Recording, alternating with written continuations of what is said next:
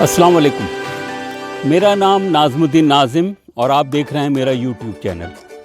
अब से चंद माह कबल लाहौर से एक साहब डॉक्टर उमर आदिल साहब ने एक इंटरव्यू दिया जिसमें उन्होंने कहा, मैं हजूर वाला बताऊं आपको, उस वक्त कुछ जल्दी में थे शायद जमीलुद्दीन आली साहब, वो पाकिस्तान राइटर्स गिल्ड के सदर भी थे। उन्होंने लाहौर के एक शायर को कहा कि भाई कोई तराना लिख के भेज दो जो मैं अपने नाम से गवा दूं। ये रन ऑफ कच्छ का जिक्र है 64 का। सर, तो मैं बड़े अदब से ये बात कहूंगा, किसी की इज्जत में कमी नहीं कर रहा, कि कतील शिफाई साहब ने ये तराना लिखा है वतन के सजीले जवान, और उनको भिजवा दिया। मुझे जब ये मैंने सुना मैं बहुत हैरान हुआ।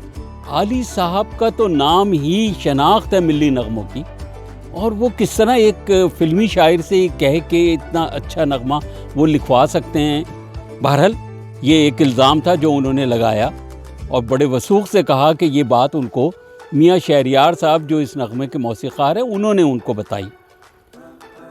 बहरहाल मैंने फ़ैसला किया कि इसकी तहक़ीक़ करनी चाहिए।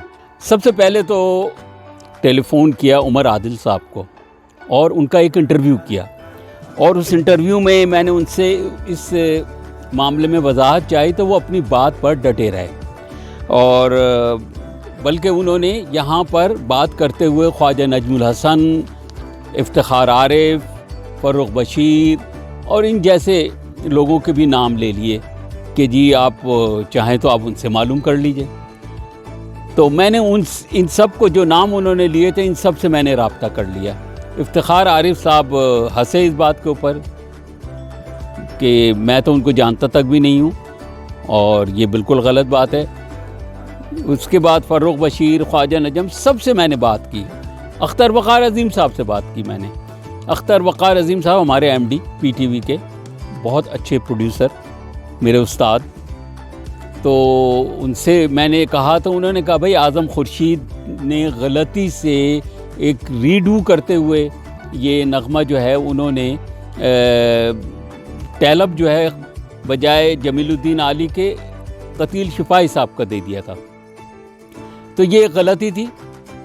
अच्छा, फिर उसके बाद मैंने कतील शिफाई की घुंघरू टूट गए वो देखी, उसका जायज़ा लिया। अहमद नदीम कासमी के फ़नून देखे। राजू जमील और मुराद जमील ने मुझे आली साहब के ख़ुद वीडियो क्लिप्स भेजे जिसमें उन्होंने वो कह रहे हैं कि मैंने नूर जहाँ से दरख्वास्त की कि आप हमारे लिए भी कुछ गाएं, और उन्होंने कहा कि ज़रूर, और फिर ये नगमा मैंने उनको दिया।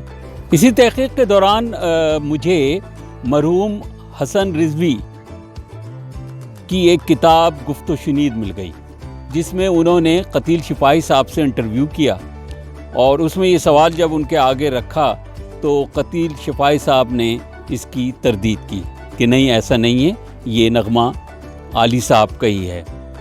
इन तमाम शवाहिद को इकट्ठा करने के बाद हमने इसके 2 अलग अलग 15-15 मिनट के एपिसोड्स बनाए, और उसमें ये साबित किया, बड़ी तफसील से इसमें हमने बात की थी। वो आप देख सकते हैं, डिस्क्रिप्शन के अंदर मैं इसके लिंक दे दूंगा, वो आप ज़रूर देखिए। अच्छा, फिर हुआ ये कि पिछले 6 सितंबर को मुराद जमील साहब ने उमर आदिल साहब को वीडियो क्लिप्स भेजे, और उसमें उनसे कहा कि ये जो भी कुछ आपने कहा है ये गलत है। उमर आदिल साहब ने उनसे टेलीफ़ोन पर बात की, और बहुत इसके ऊपर वो शर्मिंदा हुए, और उन्होंने कहा कि नहीं, हाँ ये गलत है। उन्होंने कहा नहीं, आपने वीडियो में कहा है तो लिहाजा आप इसकी वीडियो बना के भेजिए, और फिर उन्होंने उनकी आला ज़रफ़ी है कि उन्होंने सारी चीज़ें मान ली, और मैं अभी आपके खिदमत में पेश करता हूँ, वो भी आप देखिए। से कुछ माह कबल मैं और रज़ा रूमी एक प्रोग्राम कर रहे थे कौमी तरानों के ऊपर, और उसमें बरसबील तज़किरा ज़िक्र आया एक बहुत ही मशहूर तराने का जिसका उन्वान आप जानते हैं, जिसके आप उसके वाक़िफ़ हैं उसके मुखड़े से, ए वतन के सजीले जवानों। इस तराने के ज़िक्र में, और आप जानते हैं कि ये तराना हमेशा से हम सब मानते हैं कि ये जमीलुद्दीन आली साहब ने लिखा हुआ है और ये उनका एक शाहकार है, मगर मेरी मुलाकात इसी तराने के धुन साज यानी कि मौसीक़ार जनाब शहरियार से भी होती रही, جو کہ ہربنسپورہ لاہور میں مقیم تھے، اب ان کی وفات ہو چکی ہے۔ اپنی مختلف ملاقاتوں میں نے ذکر کیا کہ یہ ترانہ دراصل قتیل شفائی صاحب نے لکھا ہوا ہے، اور میں نے یہی بات وہاں پہ اس پروگرام میں کہہ دی، مگر اس سے ہوا یہ کہ بہت دل آزاری ہوئی جمیل الدین عالی صاحب کے خاندان کی اور ان کے بچوں کی خاص طور پہ، جسے میں بخوبی سمجھ سکتا ہوں۔ میں اپنی صفائی میں صرف یہ کہنا چاہتا ہوں کہ میں نے یہ بات میاں شہریار صاحب سے سنی، اور انہی کے حوالے سے میں نے اس ایک ملاقات میں جو ہماری رضا رومی کے ساتھ ہوئی، میں نے یہ عرض کر دی۔ میرا اس میں کسی طور بھی عالی صاحب کی عزت میں کمی کرنے کا کوئی مقصد نہیں تھا، یا I had absolutely no malintentions۔ میرے دل میں جمیل الدین عالی صاحب کی بے پناہ عزت ہے، اور کیوں نہ ہو، وہ ایک باکمال شخص تھے، کیا عمدہ شاعر تھے۔ میں سمجھتا ہوں کہ میں نے اگر اس چیز کا ذکر کیا تو اس سے ایک خوبی بھی پیدا ہوئی، اور خوبی یہ پیدا ہوئی کہ ہمیشہ کے لیے اس مسئلے کا اور اس کنفیوژن کا ازالہ ہو گیا جو پہلے بھی ماضی میں ارائز کر چکا ہے، اور I stand corrected and I think the record is also going to be corrected for all times to come۔ اس سلسلے میں میں بے انتہا مشکور ہوں جناب مراد جمیل صاحب کا، جو کہ عالی صاحب کے صاحبزادے ہیں، جنہوں نے مجھے خاص طور پہ کانٹیکٹ کیا، وہ تمام ریسرچ اور انٹرویوز کے ایکسرپٹس بھیجے جو کہ خود عالی صاحب کی زبان میں ہے، جس میں انہوں نے اس ترانے کو لکھنے اور پھر اس کو ریکارڈ کرنے کے بارے میں تمام تفصیل فراہم کی۔ تو اس طرح میں سمجھتا ہوں کہ یہ معاملہ جو پہلے بھی مختلف اوقات میں سامنے آ چکا ہے، ہمیشہ کے لیے درست ہو گیا۔